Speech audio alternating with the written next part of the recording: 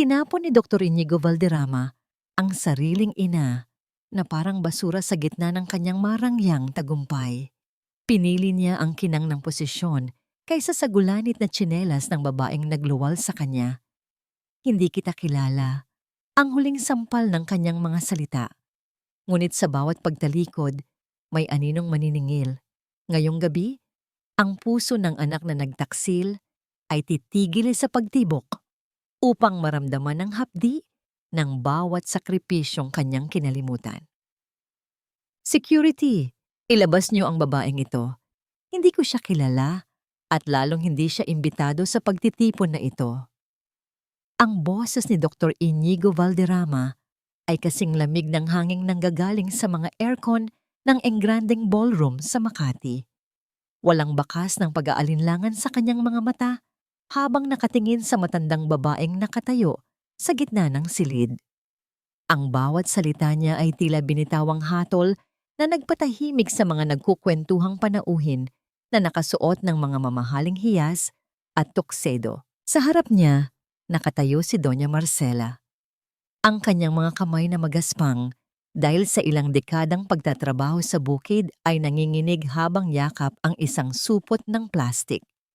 Sa loob niyon ay ang paboritong Bicol Express ni Inigo na 6 na oras niyang niluto at itinawid sa mahabang biyahe mula sa probinsya. Ang kanyang suot na kupas na bestida at ang tsinelas na may bahid pa ng putik ay isang malaking mantsa sa gitna ng makintab at kristal na sahig ng hotel. Dahan-dahang nadulas ang plastik mula sa mga daliri ni Marcela. Hindi ito lumikha ng malakas na tunog ng tumama sa sahig, ngunit para sa kanya, ang pagtapon ng pagkaing iyon ay katumbas ng pagkadurog ng kanyang sariling puso. Tumingala siya sa kanyang anak, ang anak na ibinenta niya ang huling piraso ng kanyang lupain para lamang makatapos ng pag-aaral ng medisina.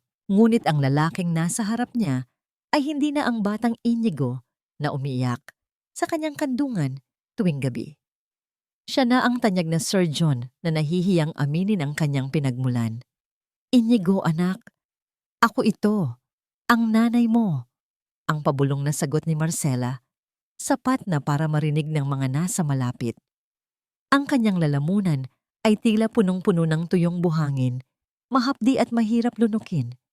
Isang matunog na tawa ang kumawala sa tabi ni Inigo. Si Sonia Estrada, ang kanyang magandang katipan, ay nagtakip ng bibig gamit ang kanyang kamay na may suot na diamanteng singsing.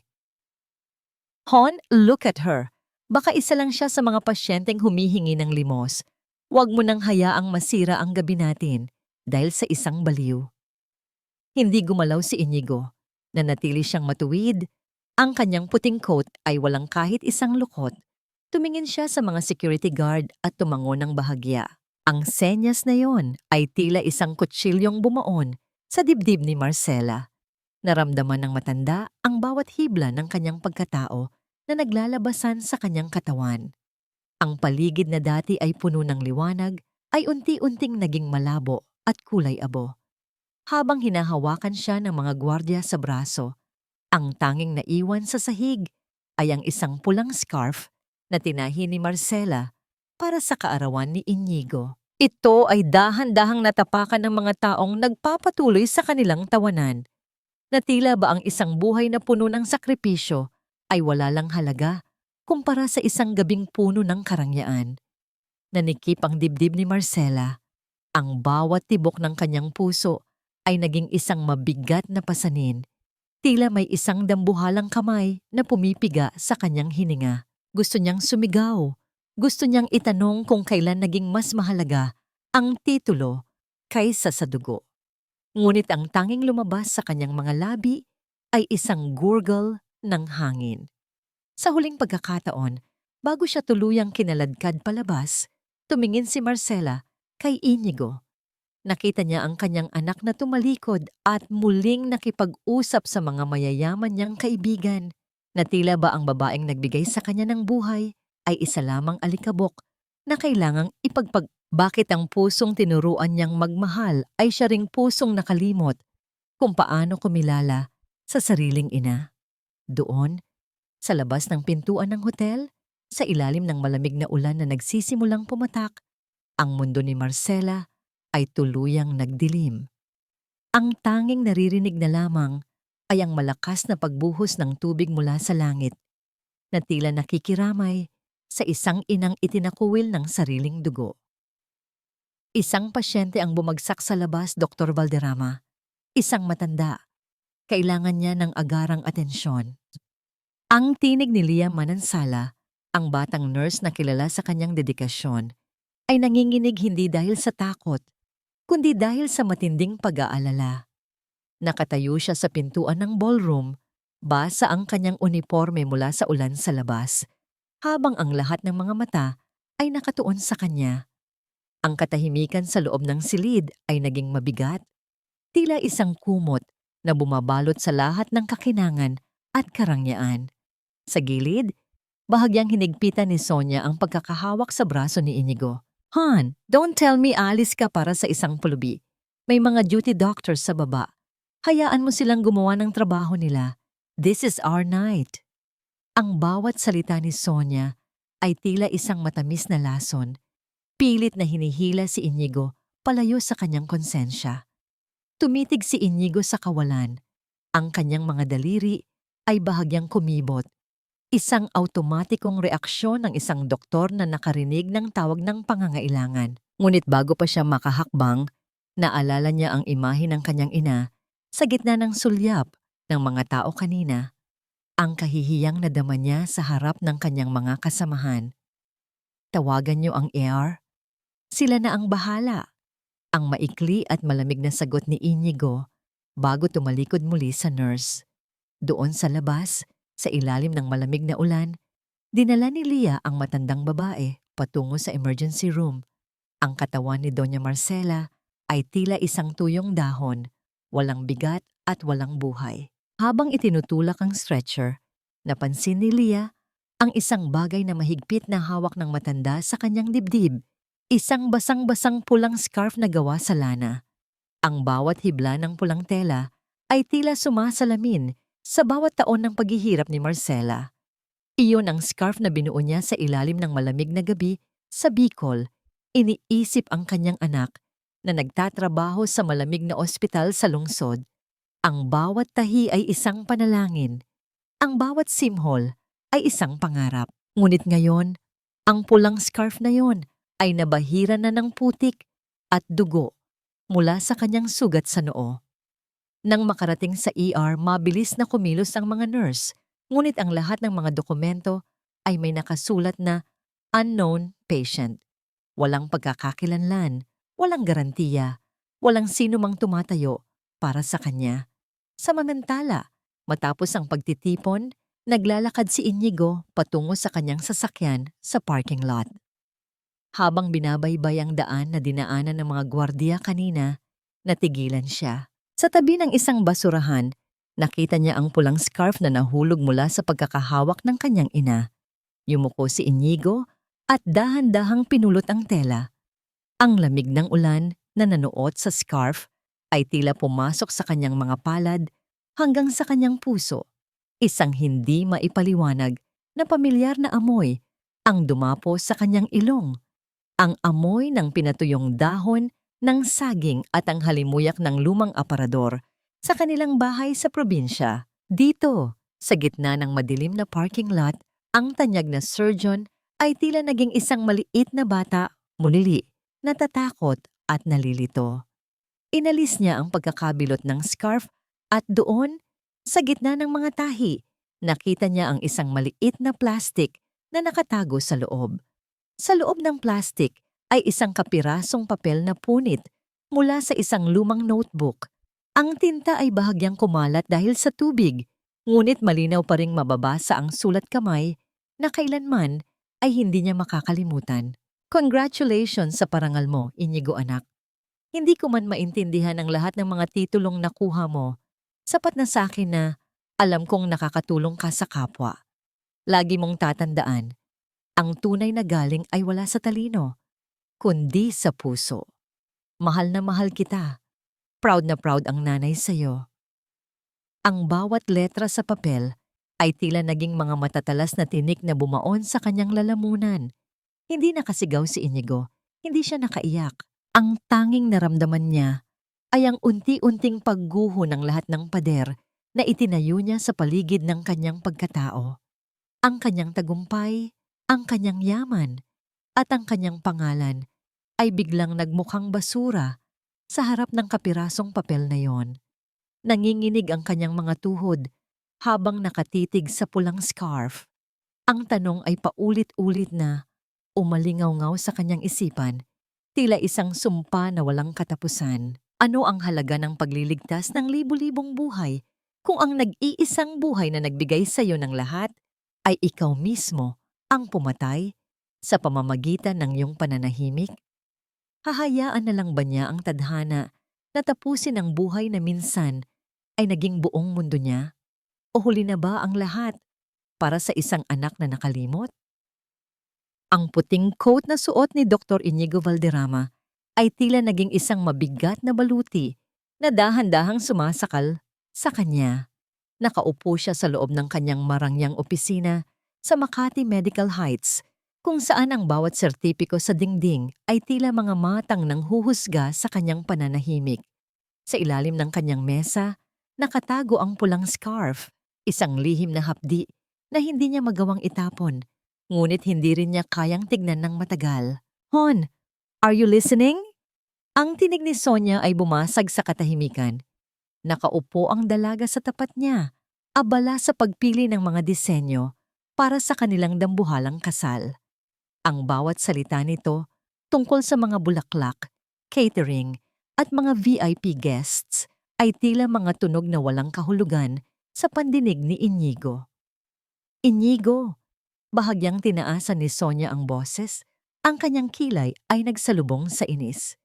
"Sabi ko, kailangan nating i-finalize ang guest list. We can't have any more surprises like what happened last night. It took so much effort to clear your name sa social media. Mabuti na lang at naniwala ang mga tao na isa lang siyang baliw na fan." Huminga ng malalim si Inigo. "Sonia, pasyente ang babaeng yon. Hindi siya baliw. Whatever she is, she's gone now." Mabilis na sagot ni Sonia. Ang kanyang mga mata ay kasing talas ng diamante sa kanyang daliri. "I handled it. Focus on your surgery later. Ang chairman ng PhilAsia Bank ang ooperahan mo. Isang pagkakamali lang at mawawala ang pagkakataon mong maging medical director." Tumayo si Inigo at lumapit sa sink upang maghugas ng kamay. Ito ang kanyang ritual bago ang bawat operasyon. Isang paraan upang hugasan ang lahat ng dumi at pag-aalinlangan.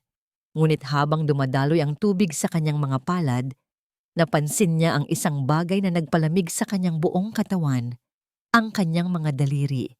Ang mga daliring itinuturing na bintang ginto ng medisina ay nanginginig. Hindi ito isang simpleng panginginig ng pagod. Ito ay isang marahas na paggalaw na tila nagmumula sa kailaliman ng kanyang kaluluwa.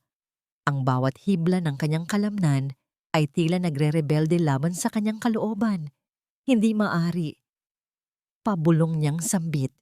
Pinikit niya ang kanyang mga mata at sinubukang alalahanin ng bikol, ang amoy ng sariwang lupa pagkatapos ng ulan. Ang malambot na tinig ni Nanay Marcela habang kinakantahan siya ng oyayi, ang init ng tsaa na palaging nakahanda sa mesa tuwing siya ay nag-aaral hanggang madaling araw. Ngunit ang bawat alaala ay tila isang hampas ng latigo. Ang bawat sakripisyo ng kanyang ina ay naging isang sumpa na nagpapabigat sa kanyang mga kamay. Paano siya makakapagligtas ng buhay kung ang sarili niyang budhi ay unti-unti na siyang pinapatay? "Dr. Valderrama, handa na po ang OR." Tawag ng isang staff mula sa intercom. Pinilit ni Inigo na ikuyom ang kanyang mga kamay hanggang sa bumaon ang kanyang mga kuko sa kanyang palad. Huminga siya ng malalim, isinuot ang kanyang maskara. Ang maskara ng isang matagumpay, malamig, at walang pakiramdam na doktor. Paglabas niya ng opisina, nadaanan niya ang nurses station. Narinig niya ang mahinang bulungan ni Nalia at ng isa pang nurse. Ang kanilang mga tinig ay puno ng lungkot at pagkadismaya. Sayang ang matanda, sabi ni Leah. Ang kanyang mga mata ay namumula sa puyat. Sabi ng management, kailangan siyang ilipat dahil walang magbabayad ng deposit. Pero sa lahat ba naman ng lugar, doon pa sa San Jose Charity Ward, alam nating lahat na kulang ang gamit doon. Parang hinatulan na rin nila siya ng kamatayan. Tumigil ang mundo ni Inigo. Ang San Jose Charity Ward ay isang pasilidad na kilala sa pagiging siksikan at kakulangan sa mga pangunahing gamot. Ang mga pasyenteng dinadala doon ay madalas na hindi na nakakalabas ng buhay. Mabilis siyang lumapit sa station at kinuha ang transfer papers na nakapatong sa counter. Ang kanyang mga mata ay nanlaki nang makita ang pirma sa ilalim ng utos ng paglilipat. Hindi ito pirma ng sinumang opisyal ng ospital. Iyon ay ang pirma ni Sonia Estrada. Naramdaman ni Inigo ang isang matinding galit na bumangon sa kanyang dibdib. Isang apoy na matagal na niyang ibinaon. Tumingin siya sa dulo ng hallway kung saan nakita niya si Sonia na kumakaway sa kanya ng may matamis na ngiti. Tila ba wala siyang ginawang masama. Sa sandaling iyon, ang lamat sa maskara ni Inigo ay tuluyan nang nagmula sa itaas hanggang sa ibaba. Ang katotohanan ay hindi na isang bulong, kundi isang hiyaw na hindi na niya kayang baliwalain. Ngunit habang papasok siya sa operating room, isang malakas na tunog ng emergency alarm ang umalingaw-ngaw sa buong floor. Ang boses mula sa speaker ay nagpabilis sa tibok ng kanyang puso sa paraang hindi pa niya naranasan kailanman. Code Blue! Code Blue! Sa San Jose Transfer Ambulance, patient unknown in cardiac arrest.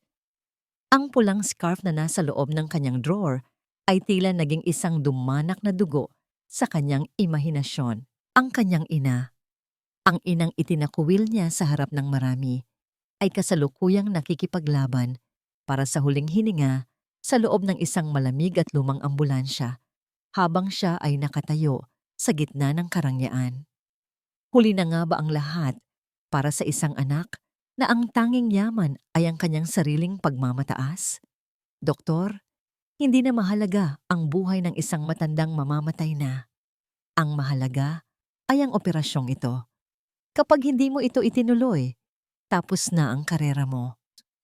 Ang boses ni Sonia mula sa observation gallery ay tila isang malamig na bulong ng demonyo sa pandinig ni Inigo.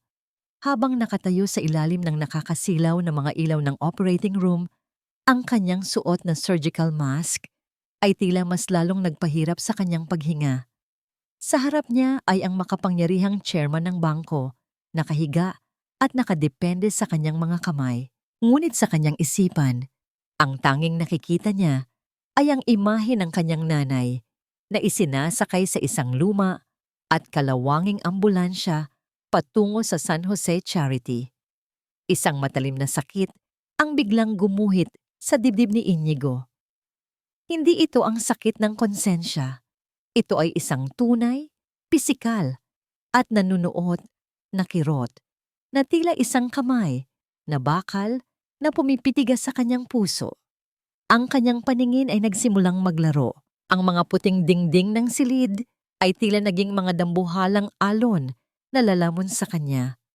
Scalpel, ang pabulong niyang utos, ngunit ang kanyang kamay ay hindi sumunod. Sa halip na hawakan ng instrumento, ang kanyang mga daliri ay marahas na nanginig. Naging sanhi upang mahulog ang scalpel sa sahig. Ang tunog ng pagtama ng metal sa matigas na tile ay umalingaw-ngaw sa buong silid, tila isang kampana ng kamatayan. Doktor, Valderrama, are you okay? Tanong ng kanyang assistant surgeon. Ang boses nito ay puno ng pagtataka at kaba. Hindi nakasagot si Inigo. Ang bawat tibok ng kanyang puso ay naging isang mabigat na hampas. Ang paligid ay unti-unting naglaho at ang kakinangan ng Makati Medical Heights ay napalitan ng isang pamilyar at masakit na gunita. Tila bumalik ang kanyang diwa sa isang maliit na dampa sa Bicol. 30 taon na ang nakalilipas. Amoy ng usok mula sa panggatong At ang tunog ng lumang makina ng pananahi ni Nanay Marcela ang bumalot sa kanya. Nakita niya ang kanyang sarili, isang batang paslit na nag-aaral sa ilalim ng malamig na liwanag ng gasera. Nakita niya ang kanyang ina, dahan-dahang hinuhubad, ang tanging alaala ng kanyang ama, ang gintong singsing sa kasal, upang ibenta ito para may maipambili siya ng mga aklat sa medisina. Anak, huwag kang mag-alala sa akin, ang marinig niyang bulong ni Marcela sa kanyang alaala. Kahit anong mangyari, basta makita kitang nakasuot ng puting coat, sapat na yon para mabuhay ako ng payapa. Ang katotohanan ng mga salitang yon ay tila isang malakas na sampal sa naghihingalong diwa ni Inigo. Pinili niyang isuot ang puting coat na yon upang itakwil ang babaeng nagbigay ng lahat para mabili ito. Ang kanyang tagumpay ay itinayo sa ibabaw ng mga sugat at pagod ng kanyang ina. At ngayon, ang pundasyong yun ay tuluyan ng gumuho. Naramdaman ni Inigo ang pag-agos ng malamig na pawis sa kanyang noo. Ang kanyang mga tuhod ay nawalan ng lakas. Ang huling nakita niya ay ang mukha ni Sonia sa itaas, na sa halip na pag-aalala ay puro galit at pagkadismaya ang nakaguhit dahil sa nasisirang plano para sa kanyang ambisyon. Ang pagbagsak ng katawan ni Inigo sa sahig ng operating room ay lumikha ng isang mabigat na tunog na yumanig sa katahimikan ng silid. Ang mga monitor na kanina ay maayos ang takbo ay biglang nagbago ng tono. Ang mahaba at matinis na tunog ng makina ay nagmula sa sariling heart monitor ni Inigo na mabilis na ikinabit ng mga kasamahan niyang doktor. Cardiac arrest. Dr. Valderrama is in cardiac arrest. Charge the defibrillator. Sa kabilang bahagi ng lungsod, sa loob ng isang ambulansyang walang sapat na oxygen, ang kamay ni Doña Marcela ay dahan-dahang lumaylay. Ang kanyang mga mata ay nanatiling nakatitig sa kisame. Tila may hinahanap na mukha sa gitna ng kadiliman. Dalawang puso na magkadugtong ang sabay na tumigil sa pagtibok sa magkaibang dulo ng kapalaran. Ang isa ay sa gitna ng yaman at karangyaan, at ang isa ay sa loob ng isang luma at kakarag-karag na sasakyan. Sino ang unang susuko at sino ang bibigyan ng pagkakataong humingi ng tawad bago tuluyang magsarado ang pinto ng kabilang buhay? Nabalik lamang ang ingay sa paligid nang ang mga doktor ay magsimulang magpump sa dibdib ni Inigo, ngunit ang kanyang kaluluwa ay tila nakalutang na sa isang lugar kung saan wala ng ranggo, wala ng pera, at tanging ang hapdi ng pagsisisi ang natitira. Bakit kung kailan wala na siyang lakas na magsalita, doon pa naging pinakamalakas ang hiyaw ng kanyang pagmamahal para sa kanyang ina? Ang unang naramdaman ni Inigo sa kanyang pagbalik mula sa kawalan ay ang matinding lamig. Hindi ito ang lamig ng aircon sa operating room, kundi isang uri ng ginaw na tila nanggagaling sa kailaliman ng kanyang mga buto. Nang dahan-dahan niyang idilat ang kanyang mga mata, ang puting kisame ng intensive care unit ay tila dambuhalang bigat na nakapatong sa kanyang dibdib. Ang paulit-ulit na tunog ng makinang nagbabantay sa kanyang tibok ng puso ay nagsilbing paalala na buhay pa siya. Isang katotohanang hindi niya alam kung dapat ba niyang ipagpasalamat. Gising ka na pala. Ang boses ni Sonia ay walang bakas ng kagalakan. Nakatayo siya sa gilid ng kama. Ang kanyang mga braso ay nakakrus at ang kanyang mukha ay balot ng matinding inis. Walang haplos ng pagmamahal, walang halik ng pagbati. Sa halip, ang kanyang mga mata ay puno ng paghuhusga. Do you have any idea what you've done, Inigo? Madin niyang tanong. Ang chairman ng Philatia Bank ay kailangang ilipat sa ibang ospital dahil sa pag-collapse mo. Ang balita ay kumakalat na sa board. Sinasabi nilang baka hindi ka nakarapat-dapat sa posisyon dahil sa iyong unstable condition. Pinahiya mo ako sa harap ng tatay ko.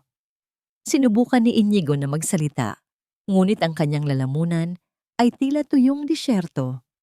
Ang bawat paglunok ay nagdudulot ng hapdi. Tumingin siya sa kanyang kanang kamay, ang kamay na nagligtas ng napakaraming buhay, at nakita niyang ito ay nanginginig pa rin, tila may sariling buhay na hindi niya makontrol. Ang kanyang kapangyarihan bilang isang surgeon ay tila naglaho na parang bula. Sonia, ang nanay ko. Ang paos niyang bulong. Isang mapait na ngiti ang gumuhit sa mga labi ni Sonia. Iyon pa rin ba ang iniisip mo?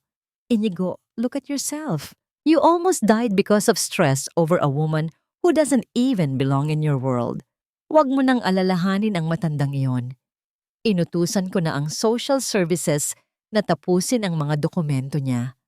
Mas mabuting manatili siya doon sa charity ward kung saan hindi siya makakaistorbo sa atin. Sa sandaling iyon, naramdaman ni Inigo ang isang uri ng pagkasuklam na hindi niya akalaing mararamdaman niya para sa babaeng binalak niyang pakasalan. Ang kakinangan ni Sonia ay biglang naging nakakadiri sa kanyang paningin. Nakita niya ang isang taong walang puso, isang taong kasing lamig ng asero ng kanyang mga surgical tools. Nang umalis si Sonia, nang hindi man lang nagpaalam, pumasok si Leah upang palitan ang kanyang IV fluids. Ang mga mata ng nurse ay puno ng pagod, ngunit may bakas ng habag nang makita ang kalagayan ng doktor. Nurse Leah! Tawag ni Inigo. Ang kanyang tinig ay basag. Nasaan siya? Sabihin mo sa akin ang totoo. Buhay pa ba ang nanay ko? Tumigil si Leah sa kanyang ginagawa. Yumuko siya at hindi agad nakapagsalita. Ang katahimikan sa loob ng ICU ay naging mas lalong mabigat. Tila bawat segundo ay isang taon ng paghihintay. Nasa San Jose Charity siya, Doc. Sa wakas ay sagot ni Leah. Ang boses ay pabulong. Kritikal ang kondisyon niya. Wala silang sapat na gamot doon. Sinubukan kong pigilan ang paglilipat pero lumingon siya sa pinto kung saan lumabas si Sonia. Hindi sapat ang boses ng isang nurse laban sa utos ng may-ari ng ospital. Isang hikbi ang kumawala sa dibdib ni Inigo. Ang luha na matagal na niyang ipinagdamot sa kanyang sarili ay dahan-dahang umagos, bumabasa sa kanyang maputlang pisngi. Ang tanyag na Dr. Valderrama ay wala na. Ang natitira na lamang ay isang anak na durog ang puso. Pinilit ni Inigo na bumangon kahit na ang kanyang buong katawan ay sumisigaw sa sakit. Tinanggal niya ang mga sensor sa kanyang dibdib. Ang bawat paghugot ng tape sa kanyang balat ay tila simbolo ng pagtuklap ng kanyang pekeng dangal. Doc, anong ginagawa niyo? Bawal kayong tumayo. Babala ni Leah. Pilit siyang pinipigilan, ngunit hindi nakinig si Inigo. Sa gitna ng kanyang panghihina, sa gitna ng panginginig ng kanyang mga binti, dahan-dahan siyang bumaba sa kama. Ang kanyang mga paa ay tumama sa malamig na sahig at sa isang iglap, bumagsak siya sa kanyang mga tuhod sa harap ni Leah. Ang tunog ng pagtama ng kanyang mga tuhod sa sahig ay umalingaw-ngaw sa tahimik na silid. Ang taong dating hindi marunong yumuko ay narito ngayon, nakasubsob ang mukha sa sahig, umiiyak na parang isang batang nawawala. Leah, nakikiusap ako. Ang kanyang tinig ay puno ng desperasyon. Tulungan mo akong makita siya. Ibigay mo sa akin ang address, kahit ngayon lang. Hayaan mong maging anak ako bago ako tuluyang mawalan ng pagkakataon. Tumayo si Inigo sa gitna ng kanyang sariling pagkawasak. Ang gabi ay malalim na, ngunit sa kanyang puso, ang bawat segundo ay isang karera laban sa kamatayan. Bakit kung kailan wala na siyang pangalan at kapangyarihan, doon pa lamang niya naramdaman ang tunay na lakas ng pagiging isang anak. Hindi sapat ang bango ng mamahaling pabango upang takpan ang baho ng aking sariling konsensya. Ang kaisipang ito ay paulit-ulit na humahampas sa isipan ni Inigo habang tinatahak niya ang madidilim at maputik na eskinita patungo sa San Jose Charity Hospital. Nakasuot pa rin siya ng kanyang surgical scrub suit na natatakpan lamang ng isang lumang jacket. Ang kanyang mga paa, na sanay sa makinis na sahig ng Makati, ay ngayon ay lumulubog sa malapot na putik ng eskinita. Ang bawat hakbang ay isang paghihirap, hindi dahil sa panghihina ng kanyang katawan matapos ang sariling operasyon, kundi dahil sa bigat ng bawat alaala ng kanyang pagmamataas. Ang amoy ng maruming tubig sa kanal at ang usok mula sa mga nagsusunog ng basura sa gilid ng daan ay tila nanunuot sa kanyang balat. Noon, tinitignan niya ang mga lugar na ito nang may pandidiri, isang bahagi ng lipunan na pilit niyang kinalimutan nang marating niya ang rurok ng tagumpay. Ngunit ngayon, sa gitna ng kadiliman, napagtanto niya na dito nagmula ang lahat. Dito sa hirap na ito nagsimula ang bawat sentimong pinagtipunan ni Nanay Marcela para sa kanyang kinabukasan. Nang makarating siya sa harap ng gusali ng San Jose Charity, tila gumuho ang kanyang mundo sa pangalawang pagkakataon. Ang ospital ay parang isang kalansay ng nakaraan. Ang mga pintura sa dingding ay nagbabakbak na parang tuyong balat at ang mga bintana ay tila mga matang walang buhay na nakatitig sa kanya. Walang kakinangan ng mga modernong makina, walang malamig na hangin mula sa aircon. Ang tanging naririnig ay ang mahinang pag-ungol ng mga pasyenteng nakahiga sa mga stretcher sa hallway dahil wala nang bakanting silid. Pumasok si Inigo sa loob, ang bawat paghinga niya ay puno ng amoy ng matapang na chlorine at ang nakakasulasok na amoy ng karamdaman. Hinanap niya ang ward kung nasaan ang mga unknown patients. Sa bawat mukhang nadadaanan niya, tila nakikita niya ang kanyang sariling pagkabigo bilang isang doktor at bilang isang anak. Doon, sa dulong bahagi ng isang siksikang ward, sa ilalim ng isang bintanang may rehas na kinakalawang, nakita niya ang isang figura. Ang higaan ay gawa sa bakal na puno ng rami, at ang manipis na foam ay tila hindi sapat upang protektahan ang payat na katawan ng matanda. Dahan-dahang lumapit si Inigo. Ang kanyang puso ay tila isang tambol na nagwawala sa loob ng kanyang dibdib. Nang makalapit siya, halos hindi na niya makilala ang babaeng nasa harap niya. Ang mukha ni Doña Marcela ay tila naging isang mapa ng kalungkutan. Ang kanyang mga pisngi ay humulog at ang kanyang mga labi ay puting-puti na parang papel. Ang kanyang buhok, na dating maayos na nakapusod, ay ngayon ay gulo-gulo at basang-basa ng pawis. Yumuko si Inigo at hinawakan ang kamay ng kanyang ina. Ang kamay na yon, na dati ay matatag at puno ng init, ay ngayon ay tila isang kumpol ng mga tuyong sanga, malamig at nanginginig. Nanay. Ang pabulong niyang tawag, ang kanyang boses, ay tila isang hikbi na pilit pinipigilan. Bahagyang kumilos ang mga labi ni Marcela. Hindi niya imulat ang kanyang mga mata, ngunit ang kanyang diwa ay tila nasa ibang lugar. Sa kanyang pagkakahimbing sa gitna ng lagnat at sakit, isang pangalan lamang ang paulit-ulit na lumalabas sa kanyang bibig. Isang pangalang tila isang sumpa at panalangin sa pandinig ni Inigo. Inigo, anak, huwag kang papagabi sa pag-uwi. May mainit na tsaa sa mesa. Ang bawat salitang lumalabas sa bibig ng kanyang ina ay tila isang mitsa na tumatama sa tuyong damo ng kanyang damdamin. Sa kabila ng lahat ng sipayo, sa kabila ng pagtatakuwil at kahihiyang ibinigay niya, ang tanging laman ng isip ni Marcela ay ang kapakanan ng anak na pumatay sa kanyang dangal. Naramdaman ni Inigo ang pag-agos ng mainit na luha sa kanyang mga pisngi, pumapatak sa mga kamay ng kanyang ina. Dito, sa gitna ng amoy ng kamatayan at kahirapan, napagtanto niya ang pinakamakitid na katotohanan ng kanyang buhay. Ang lahat ng titulong nakasabit sa kanyang pangalan ay walang halaga kung hindi niya maililigtas ang kaisa-isang taong tumawag sa kanya ng anak bago pa siya matutong sumulat ng doktor. Ngunit habang nakahawak siya sa kamay ni Marcela, biglang tumigil ang mahinang pagbulong ng matanda. Ang kanyang paghinga ay naging mabilis at mababaw. Tila isang kandilang unti-unti nang nauubusan ng mitsa. Ang monitor sa gilid ng higaan, isang lumang makina na tila malapit na ring sumuko, ay nagsimulang maglabas ng isang mabilis at hindi regular na tunog. Natigilan si Inigo. Ang kanyang mga mata ay nanlaki habang nakikita ang biglang pagbagsak ng blood pressure ng kanyang ina sa screen. Sa isang sandali, ang lahat ng kanyang kaalaman sa medisina ay tila naglaho, napalitan ng isang matinding takot na hindi kayang lunasan ng anumang operasyon. Bakit kung kailan nahanap na niya ang daan pauwi, doon pa tila nagsasara ang pintuan ng pagkakataon?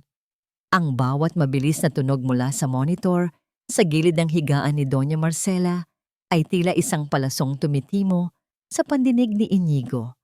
Sa gitna ng naghihingalong liwanag ng mga bombilya sa San Jose Charity, naramdaman niya ang matinding pagkalito. Ang tanyag na bintang ginto ng operasyon ay nakatayo lamang, paralisado ng takot, habang ang kanyang sariling ina ay dahan-dahang binabawi ang huling hininga. Tumabi ka dyan, Inigo. Huwag mong harangan ang daan ng mga taong tunay na nagmamalasakit. Isang baritonong tinig ang bumasag sa tensyon. Lumingon si Inigo at nakita ang isang lalaking may maputing buhok, nakasuot ng isang lumang salamin at kupas na puting coat. Siya si Dr. Mateo Alcantara, ang retiradong surgeon na minsan ay naging guro ni Inigo bago ito nilamon ng sistema ng karangyaan sa Makati. Mabilis na kumilos si Dr. Mateo. Sinuri niya ang mga mata ni Marcela at tiningnan ang mga lumang record nito. Habang ginagawa niya ito, hindi niya matignan ng diretso ang dati niyang paboritong estudyante. Ang kanyang bawat galaw ay puno ng pagkadismaya. Bakit ka narito, Dr. Valderrama? Tanong ni Dr. Mateo habang inaayos ang oxygen mask ng matanda. Hindi ba't mas kailangan ka sa mga party mo? Hindi ba't mas mahalaga ang mga pasyenteng may ginto ang bulsa kaysa sa babaeng ito? Doc, Mateo, ang nanay ko. Ang tanging nasambit ni Inigo. Ang kanyang tinig ay basag at puno ng kahihiyan. Tumigil si Dr. Mateo at lumingon kay Inigo. Ang kanyang mga mata ay nag-aapoy sa galit. Nanay mo? Ngayon mo lang siya tinawag na nanay? Alam mo ba kung bakit ganyan ang lagay ng puso niya? Alam mo ba ang lihim na itinago niya sa'yo sa loob ng 20 taon? Huminto ang mundo ni Inigo. Isang malamig na kilabot ang gumapang sa kanyang likuran. Ang tatay mo, Inigo. Noong kailangan niya ng transplant para mabuhay, walang ibang nagbigay kundi ang nanay mo.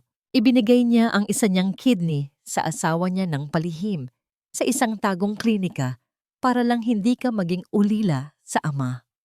Ang boses ni Dr. Mateo ay tila isang kulog sa tahimik na ward. At pagkatapos niyon, hindi siya nagpahinga. Nagtrabaho siya bilang midwife sa 3 baryo. Umulan man o umaraw, naglalakad ng milya-milya para lang may maipadala sa'yo sa Maynila. Ang bawat sentimong ginamit mo sa pag-aaral, kabayaran iyon ng unti-unting paghina ng sarili niyang katawan. Dinapahawak si Inigo sa gilid ng bakal na higaan. Ang katotohanan ito ay mas masakit pa kaysa sa sarili niyang atake sa puso. Ang kanyang karangyaan, ang kanyang edukasyon, ang kanyang buong pagkatao ay itinayo sa literal na laman at dugo ng kanyang ina. Ang utang na loob na ito ay hindi kayang bayaran ng anumang halaga ng pera. At ngayon, may lamat na ang kanyang puso, patuloy ni Dr. Mateo. Kailangan niya ng agarang operasyon, isang aortic valve replacement. Ngunit sa ospital na ito, wala kaming kagamitan. At sa ospital mo, tumawa ng mapait ang matanda.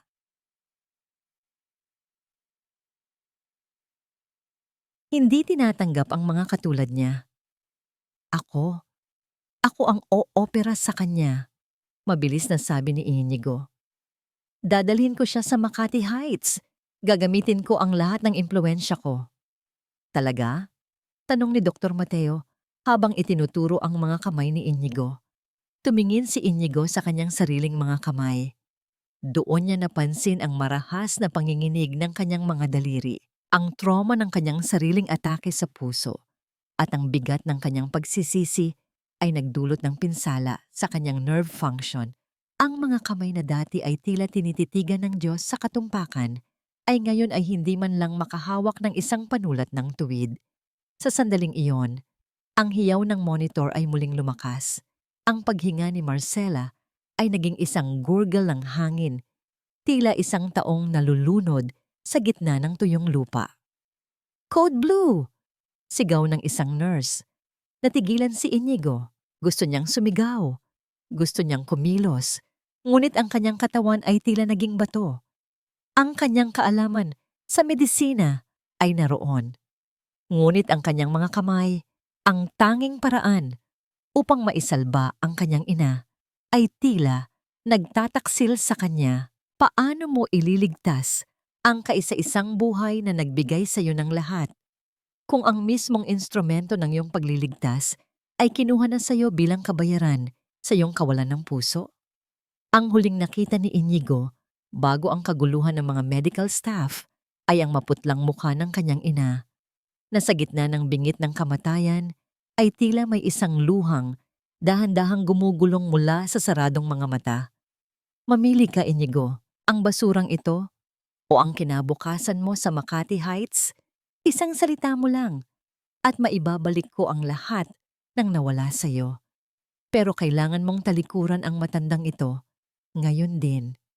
Ang boses ni Sonia ay kasing tajimig ng isang talim ng kutsilyo habang umaalingaw-ngaw sa loob ng siksikang ward ng San Jose Charity. Nakatayo siya sa gitna ng silid. Ang kanyang mamahaling bestida ay tila isang malaking insulto sa paligid na puno ng amoy ng luma at may sakit. Ang matunog na pagtama ng kanyang matulis na sapatos sa maruming semento ay tila bawat tibok ng orasan na nagpapaalala kay Inigo na nauubusan na siya ng sandali. Hindi lumingon si Inigo. Nanatili siyang nakaluhod sa tabi ng kama ni Doña Marcela. Mahigpit na hawak ang malamig na kamay ng kanyang ina. Ang panginginig ng kanyang sariling mga daliri ay hindi tumitigil, ngunit sa bawat segundo ng katahimikan, isang bagong uri ng tapang ang dahan-dahang nabubuo sa kanyang dibdib. "Hindi basura ang nanay ko, Sonia," ang pabulong na sagot ni Inigo. Ang kanyang tinig ay mahina, ngunit may bigat na hindi matitinag. Siya ang dahilan kung bakit ako naging doktor. Siya ang dahilan kung bakit may pangalan akong ipinagmamalaki mo. Isang mapait at malakas na tawa ang kumawala sa mga labi ni Sonia. Pangalan. Inigo, wala ka ng pangalan. Ang balita tungkol sa pag-collapse mo sa OR at ang pag-eskandalo ng matandang ito sa party ay kumalat na. Ang tanging paraan para maisalba ang reputasyon mo ay kung sasabihin nating biktima ka lang ng isang baliw na nagpapanggap na kamag-anak mo. Sasabihin nating na-stress ka lang kaya ka nagkasakit. Humarap si Inigo kay Sonia. Sa unang pagkakataon, nakita niya ang babaeng minahal niya bilang isang estranghero. Ang kagandahan nito ay balat kayo lamang ng isang pusong walang laman. "Gusto mong itakwil ko siya uli?" tanong ni Inigo. Ang kanyang mga mata ay nanunuyo sa hapdi.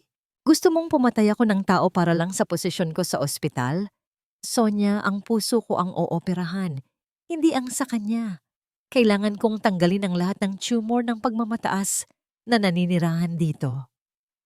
"You're a fool," sigaw ni Sonia.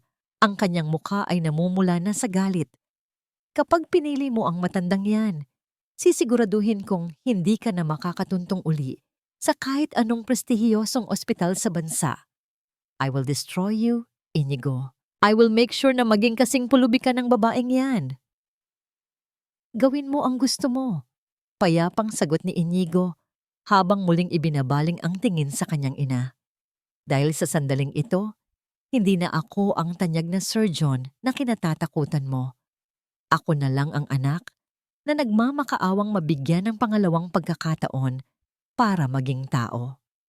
Naglakad si Sonia patungo sa pintuan, ngunit bago siya lumabas, tumigil siya at kinuha ang kanyang cellphone. Isang nakakatakot na ngiti ang gumuhit sa kanyang mga labi. "Kung yan ang gusto mo, then fine. Let's see how the world treats an ungrateful son." Nang makaalis si Sonia, lumapit si Leah kay Inigo. "Doc, kailangang mailipat na si Nanay Marcela. Ang kanyang puso ay dahan-dahan ng sumusuko. Pero saan natin siya dadalhin? Wala tayong pambayad sa kahit anong private hospital. Tumingin si Inigo kay Leah at pagkatapos ay sa kanyang nanginginig na mga kamay. Isang mabigat na desisyon ang nabuo sa kanyang isipan. Ang tanging paraan para maisalba ang kanyang ina ay ang dalhin ito sa lugar kung saan naroon ang pinakamagagaling na kagamitan, ang Makati Medical Heights. Ngunit alam niyang doon din naghihintay ang pinakamalaking kahihiyan at panganib para sa kanya. Dadalhin natin siya sa Makati Heights, utos ni Inigo.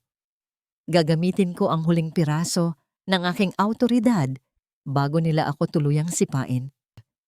Habang isinasakay si Marcela sa ambulansya, hindi na malaya ni Inigo na ang isang video ay mabilis nang kumakalat sa internet. Iyon ang clip mula sa security camera ng party noong unang gabi. Ang eksena kung saan itinatakuwil ni Inigo ang kanyang ina sa harap ng lahat.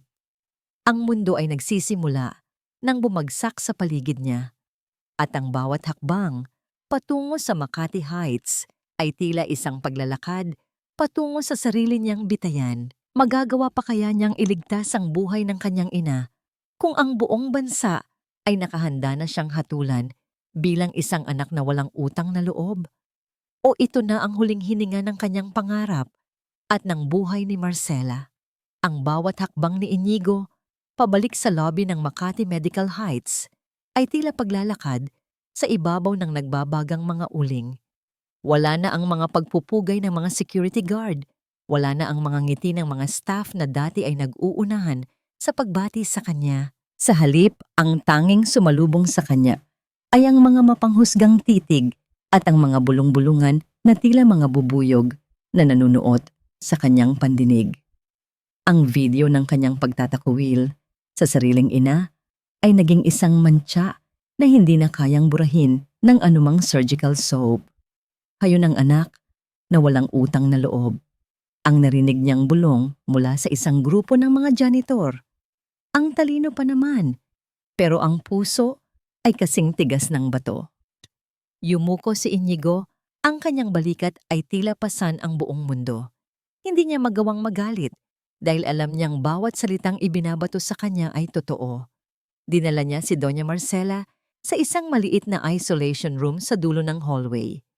Hindi na ito ang VIP suite na dati ay madali niyang nakukuha. Ito na lamang ang tanging silid na pinayagan ng board na gamitin niya habang hinihintay ang pinal na desisyon sa kanyang lisensya. Sa loob ng silid, ang tanging naririnig ay ang mahina at regular na tunog ng makinang nagbibigay ng hininga kay Marcela. Dahan-dahang lumapit si Inigo sa higaan. Sa pagkakataong ito, hindi siya lumapit bilang isang doktor na may dalang chart, kundi bilang isang anak na naghahanap ng kapatawaran. Kinuha niya ang isang basang bimpo at dahan-dahang pinunasan ang mukha ng kanyang ina. Habang tinitingnan niya ang bawat kulubot sa balat ni Marcela, tila nakikita niya ang isang mapa ng lahat ng mga gabing hindi ito natulog upang alagaan siya noong bata pa siya. Ang bawat linya sa noo nito ay simbolo ng bawat sakripisyong kanyang kinalimutan. Nay, ang pabulong niyang panimula. Ang kanyang tinig ay tila isang marupok na sinulid. Narito na ako. Hindi na ako aalis. Kinuha ni Inigo ang nanginginig at payat na kamay ng kanyang ina sa isang tradisyong matagal na niyang kinalimutan dahil sa kanyang paniniwalang siya ay moderno at angat sa lahat. Dahan-dahan niyang iniyuko ang kanyang ulo at idiniit ang likod ng palad ni Marcela sa kanyang noo.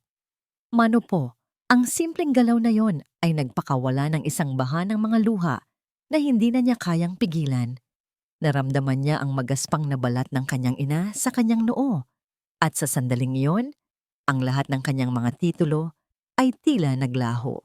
Wala na siyang pakialam sa board, sa posisyon ng medical director o sa banta ni Sonia. Ang tanging mahalaga ay ang init na nararamdaman niya mula sa kamay na ito. Ang kamay na nagluwal at nagpalaki sa kanya. Pumasok si Leah sa silid. Bitbit ang ilang gamot. Tumigil siya nang makita ang eksena. Ang kanyang puso ay lumambot nang makitang Ang dating mapagmataas na doktor ay ngayon ay nakasubsob sa kamay ng isang matandang magsasaka. Kailangan nating simulan ng physical therapy sa inyo, Doc. Ang malumanay na sabi ni Leah. Sabi ni Dr. Mateo, kung gusto niyong kayo ang mag-opera sa kanya, kailangang bumalik ang tatag ng inyong mga kamay. Ang inyong trauma ay hindi lang sa puso, kundi sa inyong diwa. Sa mga sumunod na araw, ang isolation room ay naging isang silid ng pagbabago. Sa gabi, natutulog si Inigo sa isang silya sa tabi ng kanyang ina. Sa araw, sinusubukan niyang sanayin ang kanyang mga kamay sa pamamagitan ng pagpisil sa isang maliit na bola ng goma habang nagdarasal sa tabi ni Marcela. Ang bawat pagpisil ay isang panata. Ang bawat patak ng pawis ay isang alay. Isang hapon, habang mahigpit niyang hawak ang kamay ng kanyang ina, habang nananalangin ng taimtim, naramdaman ni Inigo ang isang kakaibang sensasyon. Ang panginginig, na tila hindi na mawawala, ay biglang huminto. Isang mainit na daloy ng enerhiya ang dumaan mula sa kanyang balikat hanggang sa dulo ng kanyang mga daliri. Kasabay nito, naramdaman niya ang isang mahinang pisil mula sa mga daliri ni Marcela. Nanlaki ang mga mata ni Inigo. Tumingin siya sa monitor at nakita ang pagtaas ng antas ng oxygen sa dugo ng kanyang ina. Ang kanyang mga kamay, ang mga kamay na akala niya ay kinuha na ng tadhana, ay naging matatag at tahimik. Ngunit bago pa siya makatawag ng tulong, bumukas ang pinto ng silid ng may marahas na lakas. Nakatayo doon si Sonia, kasama ang 2 opisyal ng pulisya at ang abogado ng ospital. Ang oras mo ay tapos na, Inigo. Ang deklara ni Sonia, ang kanyang boses ay puno ng tagumpay. Dahil sa paglipat mo sa pasyenteng ito, nang walang pahintulot ng board, inakasuhan ka namin ng medical malpractice at trespassing. Kailangan mong bitawan ang babaeng yan at sumama sa amin. Tumingin si Inigo kay Sonia at pagkatapos ay sa kamay ng kanyang ina na kasalukuyang nakahawak sa kanya. Sa unang pagkakataon, ang kanyang mga mata ay hindi nagpakita ng takot, kundi ng isang matinding determinasyon. Hahayaan ba niyang muling mawalay sa kanya ang kanyang ina sa sandaling ang himala ay nagsisimula na? O ito na ang huling laban na kailangan niyang harapin upang mapatunayan na siya ay karapat-dapat pang tawaging anak? Kasinungalingan ang bawat luha mo, Inigo. Posasang nararapat sa'yo, hindi scalpel. Ang boses ni Sonia ay kasing talim ng mga bubog na bumabaon sa pandinig ni Inigo habang nakatayo ang dalaga sa pintuan, kasama ang mga pulis at ang board members. Sa kabila ng banta ng batas, hindi binitawan ni Inigo ang kamay ni Doña Marcela. Narito siya, nakaluhod sa tabi ng puting kama, habang ang bawat segundo ay tila isang butil ng buhangin na mabilis na nauubos sa orasan ng buhay. Nakiusap ako, Sonia. Ang pabulong na tugon ni Inigo, ang kanyang tinig ay puno ng pait. Hayaan mo lang akong iligtas ang kaisa-isang buhay na winasak ko. Pagkatapos nito, kahit habang buhay akong mabulok sa kulungan, tatanggapin ko. Hindi mo na siya maililigtas. Sigaw ni Sonia, ang kanyang mukha ay namumula sa galit dahil sa pagkabigo ng kanyang mga plano. You are stripped of your privileges. Security, ilabas ang taong yan. Ngunit bago pa makahakbang ang mga gwardya, isang matinis at mahabang tunog mula sa cardiac monitor ang bumasag sa tensyon ng silid. Ang linyang kanina ay may kaunting laro, ay biglang naging diretso, ang nakakatakot na simbolo ng paghinto ng puso. Code Blue! Code Blue! Sigaw ni Leah habang mabilis na kinukuha ang ambubag. Sa sandaling iyon, ang takot sa mga mata ni Inigo ay napalitan ng isang malamig na determinasyon. Tumayo siya, ang kanyang katawan na kanina ay nanghihina, ay tila binalot ng isang hindi maipaliwanag na lakas. Tumingin siya sa kanyang mga kamay. Ang mga daliring nanginginig nitong mga nakaraang araw ay ngayon ay kasing tatag ng bato. Hindi siya mamamatay sa harap ko, madiin niyang sambit. Biglang bumukas ang pinto at pumasok si Dr. Mateo Alcantara. Anong ginagawa niyo? May pasyenteng mamamatay at kayo ay nagtatalo tungkol sa legalidad. Tumingin siya sa mga board members ng may matinding awtoridad. Bilang dating chief of surgery at mentor ni Dr. Valderrama, gagamitin ko ang aking huling boto. Inigo, dalhin mo siya sa OR. Ngayon din. Sa ilalim ng nakakasilaw na mga ilaw ng operating room, ang paligid ay nababalot ng isang nakabibinging katahimikan. Ang tanging naririnig ay ang ritmo ng makinang nagbibigay ng hininga kay Marcela. Nakatayo si Inigo sa harap ng kanyang ina. Ang kanyang mga mata ay tanging sa sugat na kailangang ayusin, nakatutok. Wala na ang kaba, wala na ang pangungulila. Ang natitira na lamang ay ang dalisay na layunin ng isang doktor at ang pagsisisi ng isang anak. Scalpel ang utos niya. Ang kanyang kamay ay kasing tumpak ng isang laser. Sinimulan ni Inigo ang paghiwa. Ang bawat galaw niya ay tila isang tahi ng paghingi ng tawad.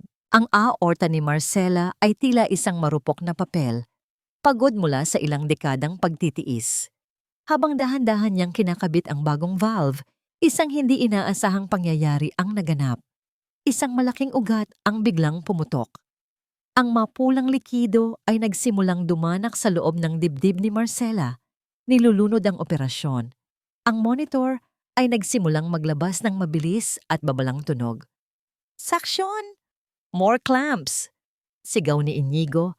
Ang kanyang pawis ay tumatulo na sa kanyang maskara. Doc, bumabagsak ang BP niya. Hindi na niya kakayanin. Babala ng anesthesiologist. Sa labas ng glass window, nakita ni Inigo si Sonia na nakangiti ng may panunuya. Tila hinihintay ang kanyang huling pagkabagsak. Ngunit hindi tumingin si Inigo. Sa gitna ng dumanak na dugo at ng lumalamig na katawan ng kanyang ina, ipinikit niya ang kanyang mga mata sa loob ng isang segundo. Nay, huwag mo akong iwan. Huwag kang susuko sa anak mong nga ngayon pa lang natututong mahalin ka. Naramdaman ni Inigo ang muling panginginig ng kanyang mga kamay. Ngunit sa pagkakataong ito, hindi ito dahil sa takot. Ito ay dahil sa matinding puwersa ng emosyong pilit niyang sinusupil. Ang dugo ay patuloy sa pag-agos, at ang bawat tahi na ginagawa niya ay tila nawawala ng saysay. Doc, nawawala na ang pulse, mahinang sabi ni Lia. Ang kanyang tinig ay basag sa luha. Natigilan si Inigo. Ang tanging nakikita niya ay ang maputlang puso ng kanyang ina na tumigil na sa pagtibok sa ilalim ng kanyang mga kamay. Ang katahimikan sa loob ng silid ay naging kasing bigat ng isang libingan. Huli na nga ba ang lahat? Ang huling operasyon ba na inilaan niya para sa kanyang pagbabago ay magiging huling alaala rin ng kanyang pinakamalaking pagkatalo? Sa gitna ng desperasyon, kinuha ni Inigo ang defibrillator paddles. Ang kanyang mga mata ay nanunuyo sa hapdi habang nakatingin sa monitor na nagpapakita ng isang mahabang linyang walang buhay. 100 joules clear! Ang katawan ni Marcela ay kasing lakas na tumalon sa higaan. Ngunit ang monitor ay nanatiling tahimik. 200! Clear! Wala pa ring sagot. Ang bawat segundo ng katahimikan ay tila isang taon ng pagdurusa para kay Inigo. Sa huling pagkakataon, bago siya tuluyang bumigay, idiniit niya ang kanyang mga kamay sa dibdib ng kanyang ina, hindi bilang isang doktor, kundi bilang isang batang nanginginig sa takot na mawalan ng magulang. Bakit kung kailan handa na siyang ibigay ang lahat, tila wala na siyang pag-aalayan nito? Ang mahaba at matinis na huni ng makina ay tila isang walang katapusang iyak na bumabalot sa buong operating room. Sa ilalim ng nakakasilaw na puting ilaw, ang mukha ni Inigo ay kasing puti na rin ng telang nakatakip sa kanyang ina. Hawak niya ang mga paddle ng defibrillator. Ang kanyang mga braso ay nangangatal, hindi dahil sa panghihina ng kalamnan, kundi dahil sa takot na ang huling imahe ng kanyang ina ay ang isang pusong tumigil sa pagtibok sa ilalim ng kanyang mga kamay. Huling subok, Nay, huwag mo akong iwan. Ang pabulong niyang pakiusap Ang boses ay halos hindi na lumalabas sa kanyang lalamunan. Muli niyang idiniit ang mga metal na aparato sa dibdib ni Marcela. Kasabay ng pagdaloy ng kuryente ay ang pagtalon ng katawan ng matanda.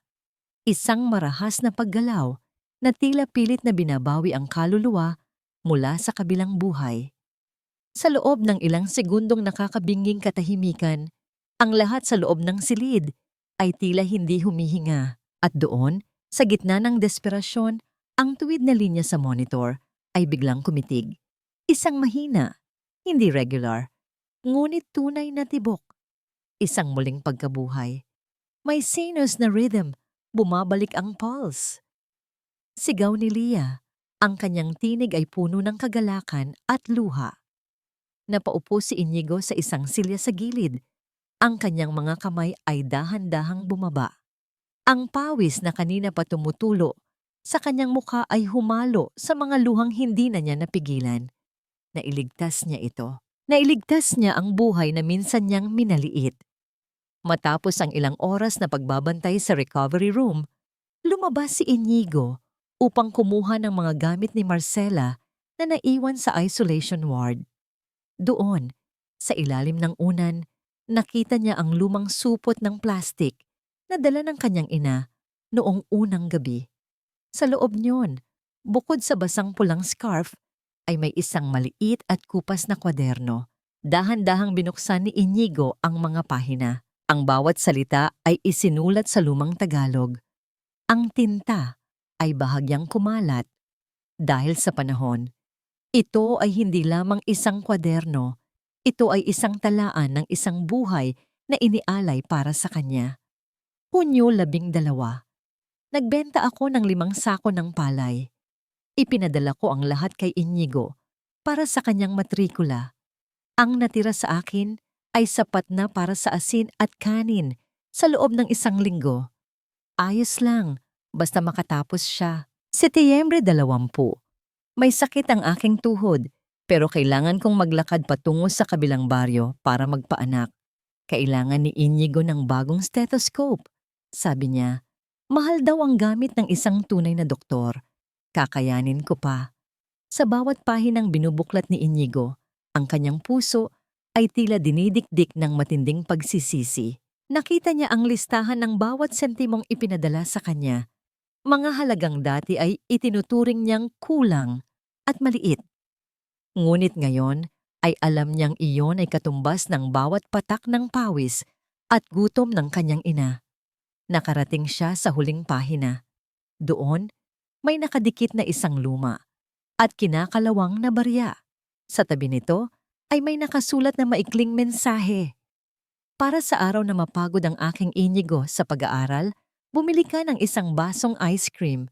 Huwag mong kakalimutan na ang iyong nanay ay laging nasa likod mo kahit anong mangyari. Ang munting barya na yon ay tila naging kasing bigat ng isang bundok sa palad ni Inigo. Ito ang golden moment na bumasag sa huling pader ng kanyang pagkatao. Ang tanyag na surgeon ay napahagulgol sa gitna ng hallway, yakap ang lumang kwaderno, habang ang mga tao ay naglalakad sa kanyang paligid. Ngunit ang katahimikan ay muling bumasag nang dumating si Sonia. Ang kanyang mukha ay puno ng poot. Akala mo ba panalo ka na, Inigo? Ang board ay nagdesisyon na. Tinatanggalan ka na ng lisensya. At ang matandang yan, palalayasin namin siya bukas, na bukas din. Tumingin si Inigo kay Sonia, ngunit sa pagkakataong ito, walang galit sa kanyang mga mata. Tanging habag na lamang ang naroon. Sonia, nakuha mo na ang lahat ng gusto mo. Ang posisyon, ang pera, ang ospital. Pero ang isang bagay na kailanman ay hindi mo magkakaroon ay ang kapayapaan na nararamdaman ko ngayon. Kasabay nito, pumasok ang ilang opisyal ng board kasama si Dr. Mateo. Hindi si Dr. Valderrama ang aalis, Sonia. Ang madiing sabi ni Dr. Mateo. Napanood namin ang kabuuan ng video at nakita rin namin ang mga ilegal na transaksyon na ginawa mo sa pangalan ng ospital habang abala si Inigo. Ikaw ang kailangang sumama sa mga pulis.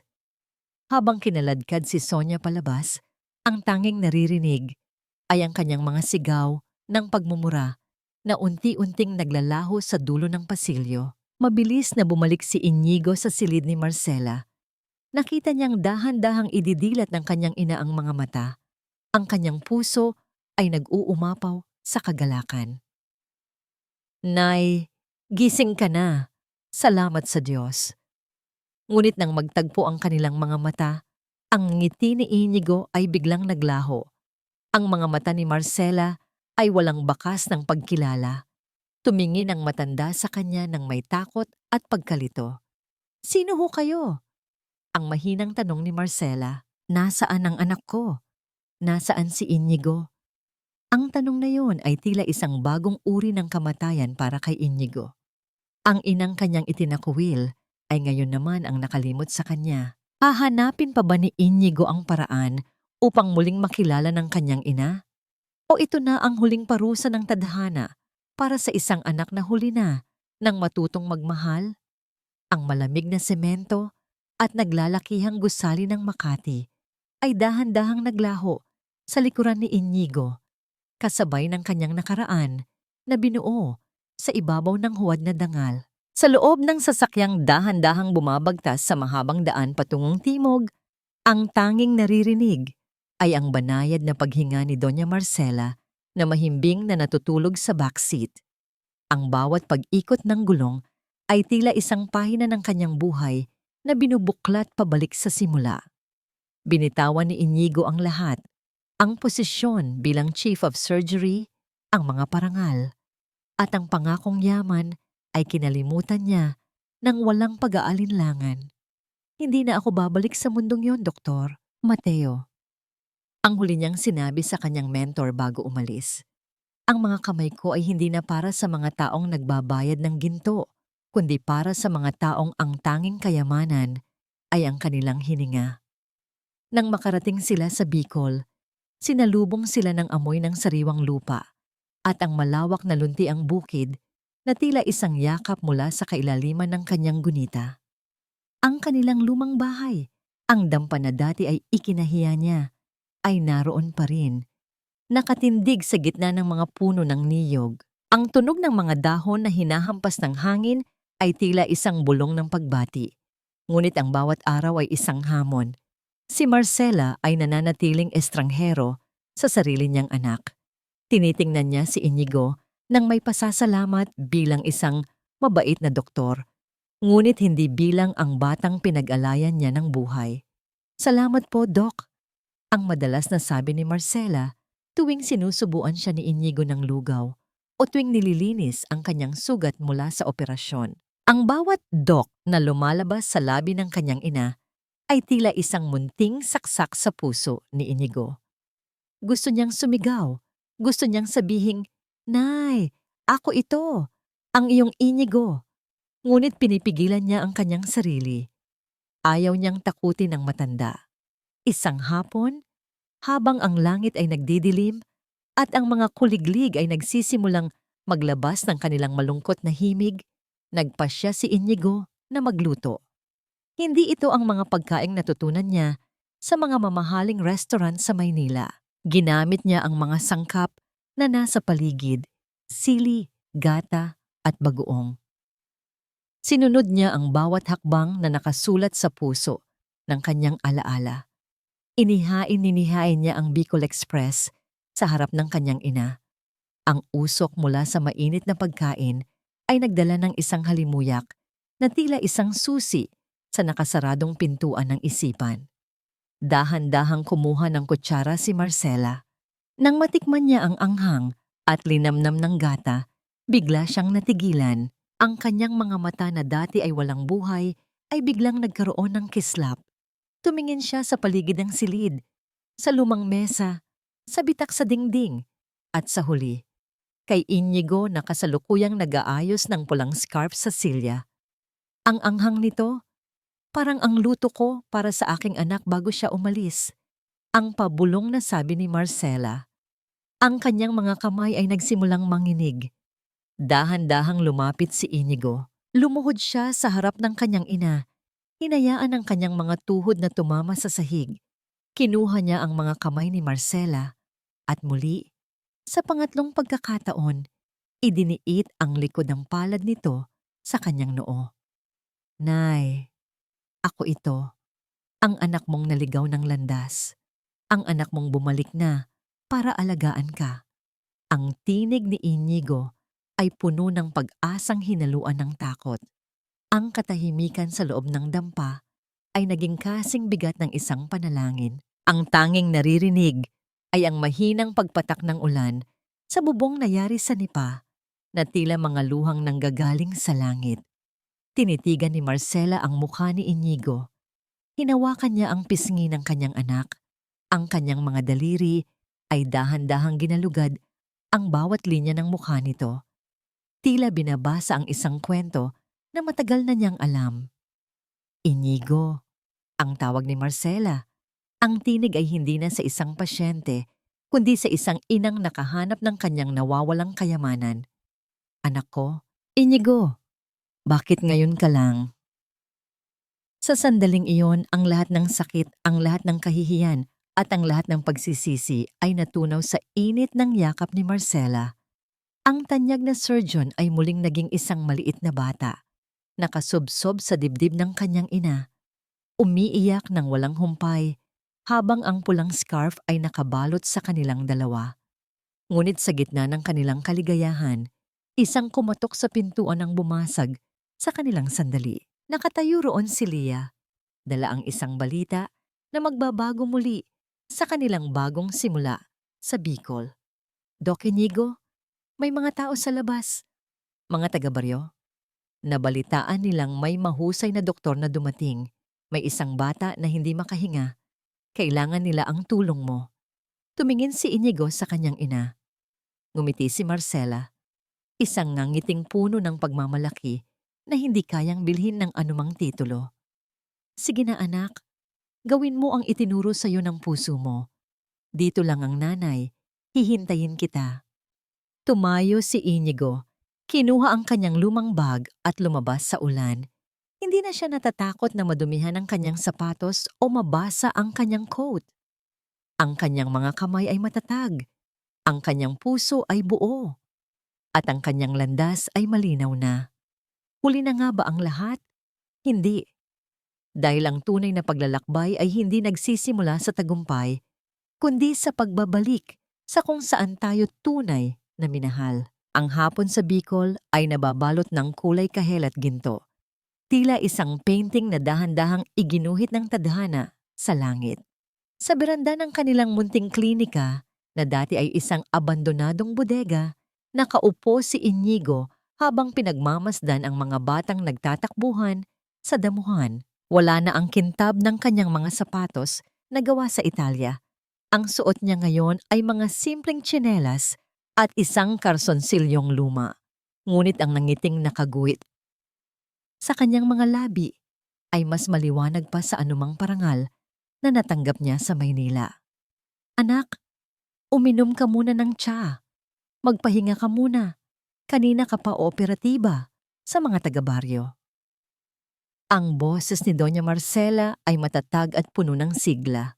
Maayos na ang kanyang lagay, at bagamat may mga sandaling bahagya siyang nakakalimot, ang pagmamahal niya kay Inigo ay nananatiling kasing linaw ng sikat ng araw.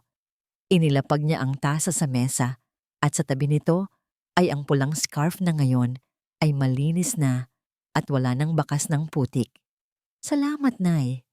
Ang tugon ni Inigo habang hinahawakan ang kamay ng kanyang ina. Hindi po ako napapagod. Mas masarap pong huminga rito kaysa sa loob ng isang gusaling puno ng mga taong nagpapanggap. Sa loob ng ilang buwan, naging sentro ng pag-asa ang kanilang munting klinika. Si Dr. Inigo Valderrama ay hindi nakilala bilang ang bintang ginto ng Makati. Siya na ang doktor ng masa.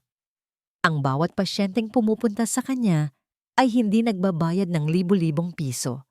Sa halip, binabayaran siya ng mga sariwang itlog, gulay o minsan ay isang simpleng "Salamat po, Doc" na nagpapabusog sa kanyang kaluluwa ng higit sa anumang kayamanan. Ang kwaderno ng kanyang ina ay nananatiling nakapatong sa kanyang mesa sa klinika. Ito ang nagsisilbing gabay niya sa bawat desisyong ginagawa niya. Natutunan niya na ang tunay na medisina ay hindi lamang tungkol sa pag-aayos ng sirang organo, kundi sa paghilom ng mga sugat ng puso. Kamusta na nga ba si Sonia? Ayon sa huling balitang narinig ni Leah, ang dating tanyag na tagapagmana ng mga estrada ay kasalukuyang humaharap sa sunod-sunod na kaso ng pandaraya at malversation. Ang kakinangan na dati ay ipinagmamalaki nito ay naglaho ng parang bula. Naiwan itong mag-isa sa gitna ng mga malamig na pader ng katarungan. Ang karma ay hindi natutulog. Ito ay dahan-dahang naniningil sa bawat pusong nakalimot sa halaga ng kapwa. Inigo, tawag ni Marcela habang nakatingin sa malayo. Napatawad mo na ba ang sarili mo? Natigilan si Inigo sa tanong ng kanyang ina. Tumingin siya sa kanyang mga kamay. Ang mga kamay na nakasakit, nagtakwil, ngunit sa huli ay nagligtas. Nay, ang kapatawaran niyo po ang nagbigay sa akin ng lakas para harapin ang bawat umaga. Kung napatawad niyo po ako, sapat na yon para simulan ko ring yakapin ang aking sariling pagkakamali. Humilig ang ulo ni Marcela sa balikat ng kanyang anak. Ang katahimikan sa paligid ay bumasag lamang ng mahinang huni ng mga ibon na pabalik na sa kanilang mga pugad. Nahanap na ba nila ang binyen? Kapayapaan? Oo. Ang binyen ay hindi matatagpuan sa rurok ng tagumpay o sa dami ng pera sa bangko. Ito ay matatagpuan sa maliliit na bagay, sa init ng tsa, sa amoy ng tuyong dahon, at sa tibok ng puso ng isang inang muling nakilala ang kanyang anak. Ang huling aral na iniwan ng kanilang kwento ay umalingaw-ngaw sa hangin ng Bicol. Ang ranggo at dangal ay mawawala. Ang yaman ay lilipas. Ngunit ang pagmamahal ng isang ina ay ang tanging angkla na hindi matatangay ng anumang bagyo ng buhay. Tayong dalawa, Nay, bulong ni Inigo habang pinagmamasdan ang paglubog ng araw hanggang sa huling tibok. Ang huling liwanag ng araw ay dahan-dahang naglaho, ngunit sa loob ng kanilang tahanan, ang liwanag ng pag-ibig at pagsisisi ay mananatiling nag-aapoy, nagbibigay ng init sa bawat pusong handang magbalik loob.